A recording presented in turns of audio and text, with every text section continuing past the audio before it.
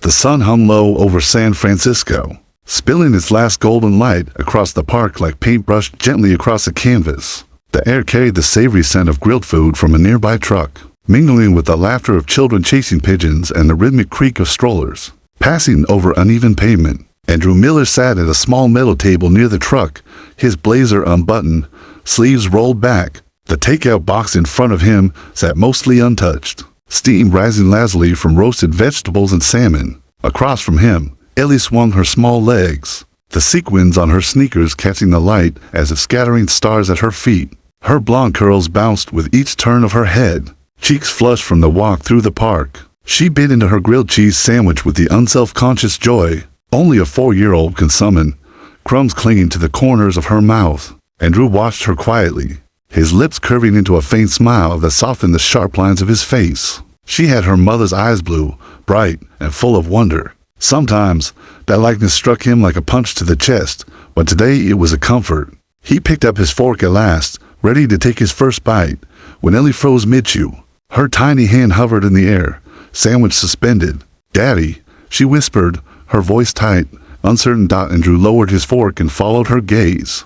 Across the street, slumped against a lamppost, sat a young woman. She looked no older than her mid-20s, her long blonde hair tangled and matted, strands clinging to her pale cheeks. Her beige dress might once have been elegant, but now it was dirt-stained, the hem frayed where it dragged against the sidewalk. She curled into herself, one arm wrapped across her stomach, the other braced weakly against the concrete. Her lips were cracked, her skin drawn tight across her face. Even from this distance, Andrew could see the tremor in her fingers. "Daddy, she looks hungry," Ellie said again, this time firmer, tugging at his sleeve with her free hand. "Can I share my food with her?" The question slipped between Andrew's ribs like a blade. He inhaled sharply, staring at the fragile figure across the street. Something inside him recoiled. This wasn't how he gave. He wrote checks, signed donations, cut ribbons at charity galas. He helped from a distance, where need never breathed close. To step into this moment, to kneel on dirty pavement and face a stranger's pain, it stirred something he had buried long ago. Memory swelled unbidden. Marissa's voice, soft with conviction, as she tucked granola bars into her purse. "Just in case," she used to say. "Someone out there might need them." She had always believed kindness mattered most when it was personal, when no one was watching. She had carried that flame until the cancer dimmed her light. After she was gone, Andrew had locked that part of himself away, and now, here was Ellie, with her mother's eyes and her mother's heart, tugging on his sleeve, asking him to do what he had forgotten how to. He looked down at his daughter. Her sandwich was already lifted, as if she would walk across the street herself if he didn't move fast enough. Her determination left no space for argument. She had decided. She had seen someone the world ignored and recognized her need. Andrew's throat tightened. His instinct was to tell her no, to protect her from the rawness of life. But Ellie's small face, earnest and open, left him no choice. The wall he built inside himself shifted, just slightly, with a crack that felt both terrifying and necessary. "Come on," he said at last, his voice low. He pushed back from the table and stood, reaching for her hand. Ellie's eyes brightened. She hopped down, clutching half her sandwich in her other hand. Together they crossed the street, the city's noise muffling as though the world itself held its breath. The woman stirred as they neared, lifting her head. Her eyes startlingly blue despite the weariness clouding them widened. At the sight of the little girl holding out food with a solemn smile, her lips parted, a rasp of apology escaping. "I'm sorry. I wasn't trying to bother anyone." "You're not bothering us," Andrew said, crouching low, his tone calm, but edged with something unfamiliar even to him, compassion. Ellie stretched out her hand, the sandwich wobbling slightly in her grip. "You can have this," she said softly. "It's still warm." The woman's fingers trembled as she accepted it, eyes shining with something fragile: gratitude, disbelief, hope. Andrew watched as she bit into the sandwich, her shoulders sagging as though the act itself pulled her back from a ledge. And in that moment, as the golden light faded into the gray of evening, Andrew felt something stir in his chest. Not just grief, not just memory, but the faint flicker of something he hadn't let himself feel in years: human closeness. The kind his daughter had seen without hesitation.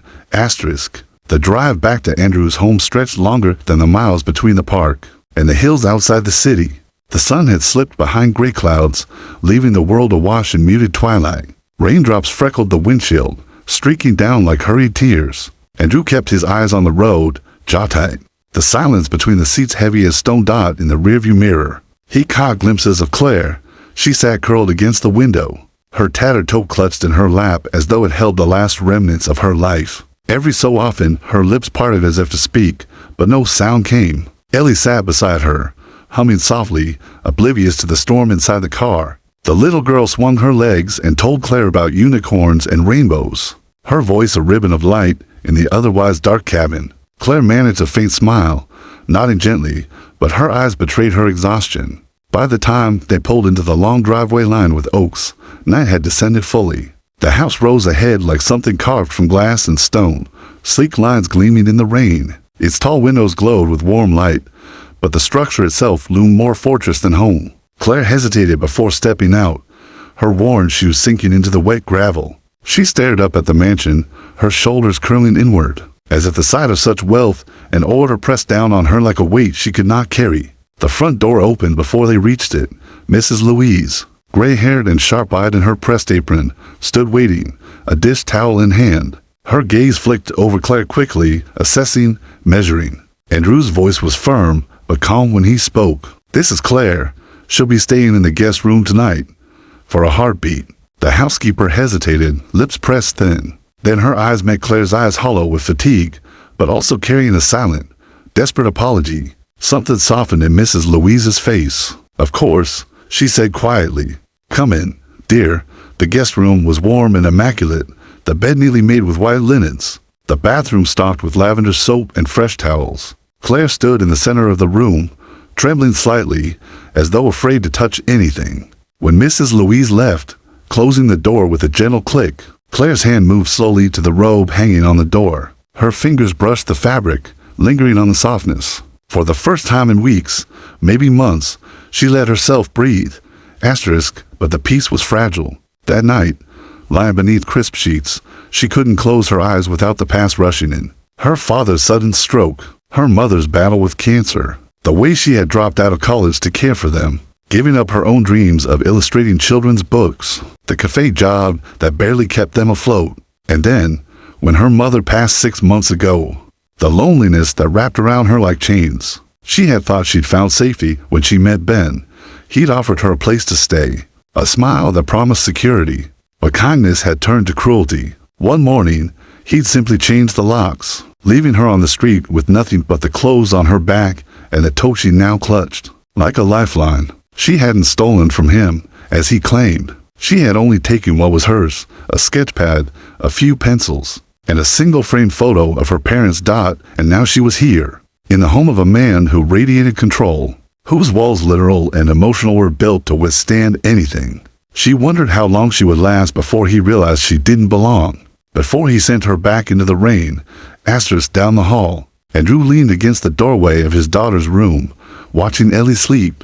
Her small hand rested on a stuffed rabbit, her curls splayed across the pillow. She had insisted Claire read to her, and Andrew had stood just outside, listening to Claire's voice, soft, steady, carrying warmth even through her weariness. Ellie had fallen asleep halfway through the story, but Andrew hadn't moved, unwilling to let go of the sound. It had been for years since Marissa's voice had filled this house, and for the first time since, it didn't feel entirely empty.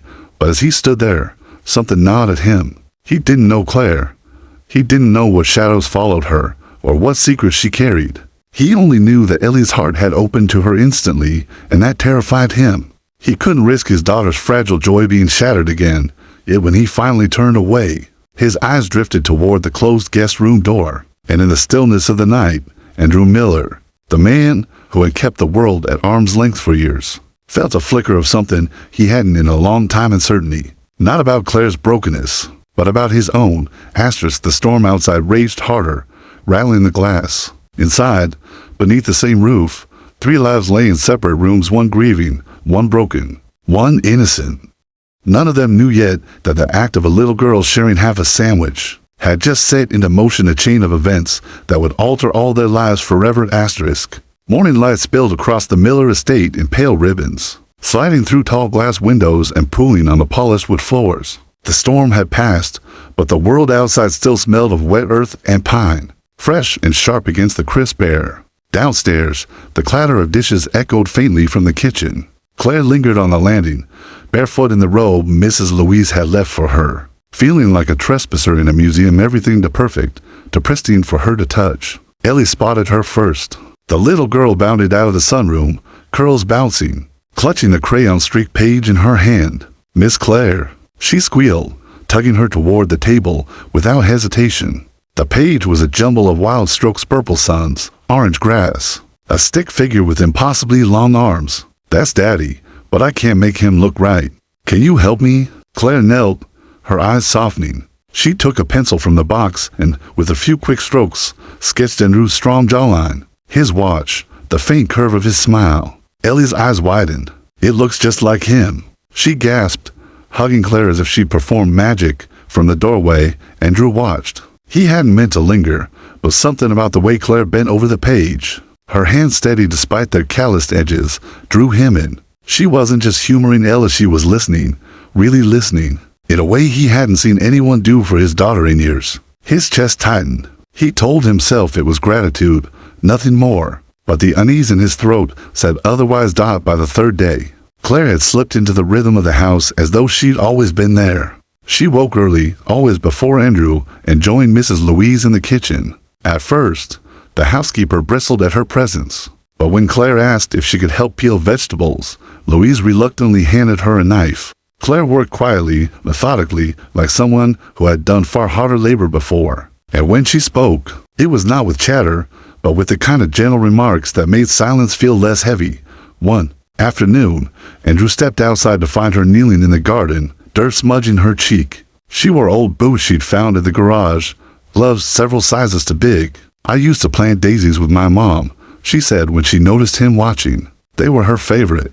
He stood for a long moment, unsure of what to say. The sight unsettled him, the fragility in her posture, yes, but also the resilience in her hands as they worked through the soil, patient, deliberate. She wasn't simply passing time. She was grounding herself, piece by piece, in a life he'd built and walled off. Ellie, meanwhile, grew attached quickly. Each afternoon she dragged Claire into the sunroom, burying them both in pillows, stuffed animals, and stacks of books. Claire gave every character a silly voice, sending Ellie into fits of laughter that echoed through the halls. Sometimes they painted side by side, Ellie's colors wild and bright, Claire soft and detailed. Other times, Claire guided Ellie's tiny hand across the page, showing her how to draw eyes, noses, the curve of a smile. "She listens," Mrs. Louise remarked one evening as Andrew lingered in the kitchen doorway.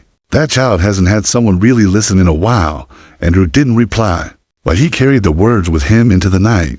The moment that unsettled him most came unexpectedly. Passing through the kitchen one evening, he noticed Claire hunched over the table, sketchpad open beneath the warm glow of a desk lamp. Her pencil moved with speed and grace, her brow furrowed in concentration. Curious, he stepped closer. The drawing stole his breath. It was of him and Ellie in the backyard, laughing, holding hands. The detail was uncanny, the curl of Ellie's hair, the sparkle in her eyes, the softness in their shared smiles. But what struck him most was the way she had captured something beyond form, the warmth, the bond, the fleeting moment of joy he hadn't even realized had existed. Claire startled when she noticed him, snapping the pad shut. "I'm sorry," she whispered. "Ellie asked me to draw her favorite day," and Rue's throat went dry. "You're incredibly talented," he said finally, his voice lower than he meant. Claire shook her head, her eyes dropping to the table. "It's just a hobby now. It shouldn't be." The words slipped out before he could stop them. For a moment, their eyes met. The air between them shifted, heavy with something unspoken. A flush crept into Claire's cheeks, and she pulled back, retreating into silence. That night, Andrew couldn't sleep.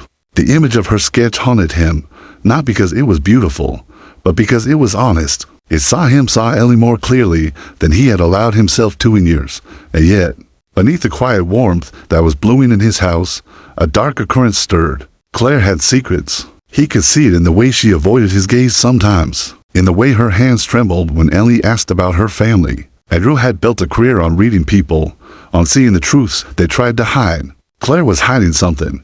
What he didn't yet know was how much that secret would cost all of them. Asterisk the rain had returned. A thin mist draping the city in silver as Claire shelved children's books in the library. The quiet suit of her rows of stories, the soft squeak of carts rolling down aisles, the occasional laughter of children tucked into bean bags. For the first time in months, she felt useful. Not whole, not yet, but steady. She was crouched in the corner of the children's section when a voice sliced through the calm. Claire. Her blood ran cold. She turned slowly, her stomach dropping. Ben stood in the aisle, hands shoved into the pockets of his wrinkled jacket, greasy hair hanging into his eyes. That smile, once charming, now a twisted sneer spread across his face. "Didn't think I'd find you in a place like this," he said, voice low. "Dangerous?" Hiding out in some rich guy's mansion, Claire's knees wobbled. She gripped the shelf for balance. "What do you want, Ben?" "I want what you owe me." His tone sharpened, each word dripping venom. "My watch, my tablet, the money you took when you ran." "I didn't take anything," Claire whispered. Her voice cracked, but she forced it steady. "You threw me out.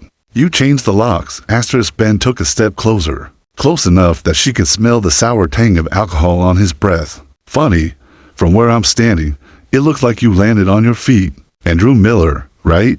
CEO, mansion, cute little daughter." He smirked. "What did you do, Claire? Bat your eyes? Play the sob story? You always knew how to make things work for you." Her face burned hot with shame and fury. She wanted to shout, to tell him he had no right. But the words stuck, trapped behind the choke of old fear. A librarian appeared, voice firm but nervous. "Sir, I need you to leave." Ben didn't move, his eyes glittering with cruel delight. Playing house with the billionaire now. Must be nice. Then, with a laugh that curdled the air, he spun on his heel and stormed out. But the damage was already done. By the next morning, her phone buzzed with calls she didn't answer. Headlines screamed from every corner of the internet. Billionaire CEO's secret guest. Mystery woman living in mansion. From homeless to high society. Who is Claire Harper? Is it love or a scam? Someone had taken a photo of her and Ellie in the garden, Claire barefoot, laughing, Ellie clutching her hand. The image went viral, torn apart by strangers who knew nothing of her story. At the library, her manager called her into the office, his face kind but strained. "We love having you here, Claire, truly, but the board doesn't want controversy." "I'm sorry." Claire nodded, numb, clutching her sketch pad to her chest as she walked out. No argument, no tears, just a quiet retreat. Back at the mansion, whispers had already reached Andrew. He found Claire in the guest room, folding her few belongings with trembling hands. "You saw it, didn't you?" she said, not meeting his eyes. "The articles." "Yes," Andrew admitted. His voice was low, measured, but inside, anger warred with something more complicated. Anger at Ben, at the press, at himself for letting this happen under his roof. "Claire, none of that matters. They don't know you." She looked up then, eyes red, lips trembling. "But you don't know me either." The words pierced him because they were true. That night, when the house finally went still, Claire left. No goodbyes, no explanations. On the pillow she left a note, her handwriting small and neat. "Thank you for showing me what light looked like. I'm sorry for the shadows I brought with me." The rain fell harder as she slipped out through the side door. The same way she had entered this life weeks before. Upstairs, Ellie stirred in her sleep, clutching the stuffed rabbit Claire had mended with careful stitches. And down the hall, Andrew sat alone, the note trembling in his hands, the silence pressing in until it was unbearable. He had thought he was protecting his daughter by keeping his distance. But as the emptiness stretched, he realized the truth. He had only been protecting himself. And now Claire was gone. Asterisk the storm outside raged, wind rattling the windows like a warning. Inside, grief seeped back into the house, filling every corner it had once abandoned. And in the quiet aftermath of Claire's departure, Andrew Miller, a man who commanded empires with a word, felt powerless for the first time in years, because this wasn't just about Ellie anymore. He missed her not as a guest, not as a responsibility, but as someone he wasn't ready to lose. The house was the quiet Andrew had always told himself he liked it that way. The sleek walls, the long hallways, the hush of polished floors under soft lights. Silence meant control. It meant nothing unexpected could creep in. But now, the stillness felt wrong, like a wound echoing through the air. It had been only a day since Claire slipped away into the rain, leaving nothing but a folded note on the guest bed. Andrew had read it once, twice, a dozen times. Thank you for showing me what light looks like. I'm sorry for the shadows I brought with me. The words blurred now when he tried to picture them, not because he'd forgotten, but because they had carved themselves so deeply into his mind that they stung to touch. Ellie noticed first. Children always did dot at breakfast. She asked where Miss Claire was. Andrew swallowed hard and told her she had to go away for a while. The child's face scrunched with confusion. Did she have to leave again? Like Mommy? She whispered. The word struck harder than any boardroom betrayal, harder than any market collapse. Andrew's fork clattered against his plate. He reached across the table, covering Ellie's small hand with his own. No. He tried, but the lie dissolved on his tongue. I don't know. Ellie's lip trembled. She pushed her cereal away. By the third day, her questions had turned to tears. Not tantrums, not childish whining, but long, quiet sobs muffled into her pillow at night. Andrew stood in her doorway more than once, torn between stepping in and leaving her to grieve in private. He told himself children were resilient, that she would forget. But then he saw the way Ellie clutched the crayon sketch Claire had drawn of them, 3 figures, hand in hand, beneath a rainbow, and he knew forgetting was impossible. The house betrayed them both with small reminders. Claire's mug still sat in the sink, lipstick faintly smudged along the rim. A sketch of Ellie fluttered on the fridge whenever the door closed. Her robe still hung behind the bathroom door, untouched, smelling faintly of lavender soap. Each fragment of her presence gnawed at Andrew until the silence became unbearable. He buried himself in work at first. Late nights in his office, laptop glow spilling across contracts and quarterly reports. Numbers were safe. Numbers didn't leave notes on pillows. But even in the middle of a deal, his mind drifted to her laughter in the sunroom, to the way Ellie's giggles had grown freer, brighter when Claire was near, to the way Claire's pencil had brought Marissa back to life without ever seeing her face. And then came the moment that broke him. It was a Wednesday afternoon. Ellie had fallen asleep on the couch, clutching a book Claire used to read aloud, her cheeks still wet with dried tears. Andrew stood at the window, staring out at the gray skyline. When he heard her murmur in her sleep, "Miss Claire, don't leave again," something inside him splintered. For years, Andrew had kept the world out, convinced it was safer that way for him, for Ellie, but now he saw the truth with brutal clarity. His guardedness hadn't protected anyone. It had only left them vulnerable, unprepared for loss when love inevitably slipped away. And Claire had slipped away because he hadn't told her. He hadn't told her that the gossip didn't matter, that her past didn't scare him, that what she had given them in a handful of weeks was more than he'd felt in years. He had kept quiet, distant, thinking silence was strength, but silence had cost him everything. That night, when Ellie finally drifted into restless sleep, Andrew stood in the darkened kitchen, the note still folded in his pocket. He pressed it flat against the table, tracing the curve of her handwriting with his thumb. Shadows stretched across the marble counters, but for the first time, Andrew wasn't afraid of the dark. He was afraid of what it meant if he stayed in it. Grief had wrapped itself around his life once before, after Marissa. He had accepted it then, let it calcify into armor. But now, with Ellie's tears and Claire's absence echoing through the halls, he knew he couldn't survive another lifetime of silence. The question wasn't whether he missed her. He did. The question was whether it was too late to find her again. Outside, the rain eased, leaving the world washed clean beneath the city lights. Andrew stood at the window, watching the droplets slide down the glass. And in the reflection, he saw himself not the CEO, not the widower, but the father holding a little girl, who had asked for nothing more than to share her sandwich with a stranger. That small act had changed everything. Now, Andrew would have to decide whether he was brave enough to follow it where it led. Andrew had been restless for days. Meetings blurred, contracts slipped through his hands, numbers swam across the screen. He caught himself staring at empty chairs, at shadows that seemed to move just at the edge of his vision. His assistants noticed, but no one dared comment. To the world, Andrew Miller was still a titan of industry, calm, controlled, unshakable. Only within the walls of his home did the cracks show. Ellie clutched Claire's sketches each night, asking softly if Miss Claire would come back. Each question twisted the knife deeper. Andrew could offer her toys, stories, even promises of trips to Disneyland. But nothing replaced the woman who had listened, laughed, and loved without conditions. Finally, he couldn't take it anymore. One evening, after Ellie had cried herself to sleep with her rabbit tucked tight under her chin, and Drew grabbed his coat and keys. He didn't have a plan, only the pounding certainty in his chest that he had to find her. He started at the library. The manager, surprised to see a billionaire standing awkwardly at her desk, softened when she heard his voice. "She still comes in sometimes," the woman said gently. "Volunteers for story hour. Reads like nothing happened. She mentioned something about a community arts center in the Mission District. That's all I know." It was enough. The arts center was a modest building tucked between a laundromat and a faded cafe. Its windows were covered in bright murals, rainbows, hands clasped, children's smiling faces that defied the gray drizzle falling from the sky. Inside, the walls overflowed with children's drawings, stick figures, and superheroes pinned in joyful chaos. Andrew stood in the doorway, heart pounding harder than it ever had in a boardroom. And then he saw her. Claire was seated on the floor in the far corner, surrounded by children.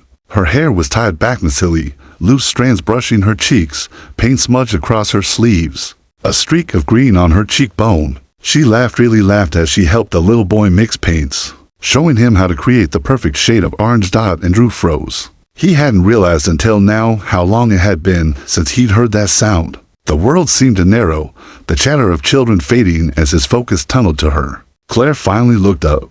For a split second, her eyes widened, her breath caught. She stood slowly, brushing her hands on her paint-stained jeans, her body stiff with uncertainty. He should have said something simple. "I missed you. Please come back. I'm sorry." But those words stuck like stones in his throat. Instead, he reached inside his coat and pulled out a cream-colored folder. "I wanted to give you this," he said, his voice calm but full, carrying an urgency beneath the restraint. Claire's brow furrowed. She hesitated before taking it, her fingers brushing his for a fleeting second that sent a spark racing through him. She opened it slowly, carefully, as if bracing for disappointment.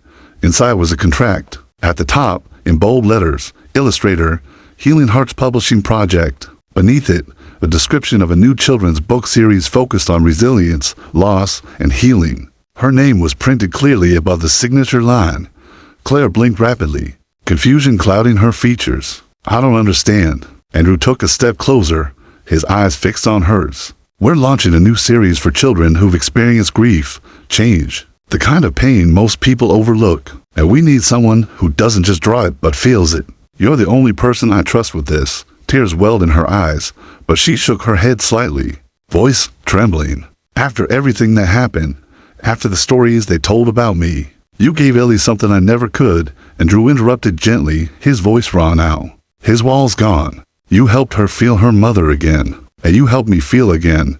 He pressed his hand against his chest. "This isn't charity. This isn't pity. It's a real job, Claire, one you've earned 100 times over." Claire's throat bobbed. She glanced down at the folder, a tear splashing onto the page. Around them, the children kept painting, oblivious to the storm between the two adults standing in their corner. For a long moment, Claire said nothing. Her lips parted, closed, then parted again. Finally, her voice came soft but steady. "You really believe I can do this?" Andrew exhaled, his chest tight, his voice breaking into something almost pleading. "You're the only one I believe can." The silence between them shifted, no longer heavy, but fragile, like the hush before dawn. Claire's hands trembled as she closed the folder, clutching it to her chest as though afraid it might vanish. And though she didn't step closer, didn't fall into his arms, and Drew understood. This moment wasn't about rescue. It wasn't about erasing her scars. It was about acknowledging her worth, her strength, her resilience. For the first time since she left, hope stirred in him, not the desperate kind, but the steady kind, the kind that builds into something unbreakable. He didn't know yet if she would come back to the mansion. He didn't know yet if she could forgive herself enough to let herself belong. But as she wiped her cheek and nodded faintly, he knew one thing: Claire Harper wasn't lost anymore, and maybe, just maybe, neither was he. The air in San Francisco felt lighter that evening, as if the city itself knew something extraordinary was about to happen. The art gallery buzzed with anticipation, the chatter of parents, children, and reporters echoing against the high ceilings. Warm lights spilled over watercolor illustrations that lined the walls. Claire's work, pages filled with color, imagination, and healing, hung framed, each piece whispering a story of resilience. Children tugged at their parents' hands, pointing excitedly at pictures of rainbows, animals, and brave little characters who had lost much but discovered strength. None of them knew that the art came not just from talent, but from nights of hunger, grief, and survival. From the kind of pain that etched itself into your bones, and only released in the soft sweep of a brush. Claire Harper stood at the center of it all, breath caught in her chest. She wore a simple dress, cream with painted daisies at the hem, a gift Ellie had begged her to wear. Paint still stained her fingertips, a mark she hadn't bothered to scrub away. Next to her, Ellie, now 5.5, clutched her hand with fierce pride. The little girl's eyes sparkled as she looked around the gallery. "Mommy Claire," she whispered softly, "are you nervous?" Claire crouched slightly, brushing a curl from Ellie's forehead. "A little," she admitted. Ellie's grip tightened. "Don't be. Daddy says this is your day." Before Claire could answer, the room fell quiet. A hush rippled through the crowd as Andrew Miller stepped onto the small stage. At the front of the gallery, he wore a simple gray suit, no tie, but his presence commanded the room all the same. His gaze found Claire immediately, locking onto her like she was the only person in the room. And in his eyes usually so guarded, so carefully shuttered, was something unshakable. "I've given a lot of speeches in my life," Andrew began, his voice carrying, steady yet heavy with something deeper. "Boardrooms, conferences, galas, but never one like this." The audience leaned forward, murmurs hushed. He paused, letting the silence settle. "A year ago, I met someone on a sidewalk. She had no home, no job, but she had something most of us spend our whole lives searching for. She had light, a quiet strength I didn't understand at first, but one that changed everything." Gasps stirred through the room. Reporters angled cameras, pens scribbling furiously. Andrew didn't waver. His eyes stayed fixed on Claire. "That woman didn't just change my daughter's life. She brought color back into mine." The words landed like thunder. Then, to everyone's shock, Andrew stepped down from the podium. Murmurs rose, that fell into silence again as he walked across the gallery. His footsteps deliberate, purposeful. He stopped in front of Claire, the crowd forming a hushed circle around them. Claire's heart pounded, her lips parting. But no words came. Andrew dropped to one knee. The room erupted in gasps. The clicks of cameras filling the air. Ellie's small gasp cut through them all. "Natty," she breathed, her little hands clutching Claire's dress. Andrew reached into his pocket and pulled out a velvet box. He opened it slowly, revealing a simple but elegant ring that gleamed under the gallery lights. His voice, steady though thick with emotion, carried across the stunned silence. "Claire Harper, you didn't just illustrate a story. You helped write a new chapter in my life. You brought laughter back into my home, light into my daughter's world, and peace into my heart. You saved us, and I love you." Tears filled Claire's eyes, blurring her vision. "Will you marry me?" he asked softly. "Will you be my wife and Ellie's mother?" For a heartbeat, the world stopped. Claire's chest tightened, her past rising like a wave, the hunger, the rejection, the shame. But then she looked down at Ellie, her eyes wide with hope, her little hands trembling with excitement. She looked at Andrew, his gaze unwavering, his walls lowered completely for the first time. And she knew, yes, Claire whispered. Then louder, steadier, yes. Ellie squealed, clapping so hard her little arms shook. "Yay, now I have a mommy and daddy forever." The room erupted in applause, flashes of cameras exploding like fireworks. But for Andrew and Claire, the noise faded. There was only the warmth of her tears against his cheek as he rose to kiss her hand, and the way Ellie's laughter wrapped around them like sunlight. Weeks later, the wedding was held not in some cathedral or grand hotel, but in the backyard of Andrew's home where Claire had once knelt in the dirt, planting daisies with Ellie. Wildflowers surrounded them, fairy lights twinkled in the trees. It was simple, intimate, perfect. Love, not spectacle, filled the air. And then, the final reveal came. At the launch of the first book in their Healing Hearts series, the last page carried a special illustration. It showed three figures at a table, painting together, Ellie holding a brush high, Claire adding soft, vibrant color, and Drew clumsily sketching a crooked heart. Beneath it, in Claire's handwriting, or words no one expected. Sometimes all it takes is one little heart to change three lives forever. And that little heart had a name, Marissa. Gasps rippled through the room, and Rue's breath caught, his throat tightening. Claire had never seen Marissa's photo. Yet somehow, through Ellie's stories and through love itself, she had painted her presence into their lives. Not as a ghost, not as a shadow, but as the seed that allowed this family to grow. And Drew looked at Claire then, and for the first time in 4 years, his grief didn't feel like armor. It felt like roots. Roots that had led him here. To Ellie, to Claire, to love. The crowd blurred, the applause dimmed, and the world quieted to a single truth. This was there forever.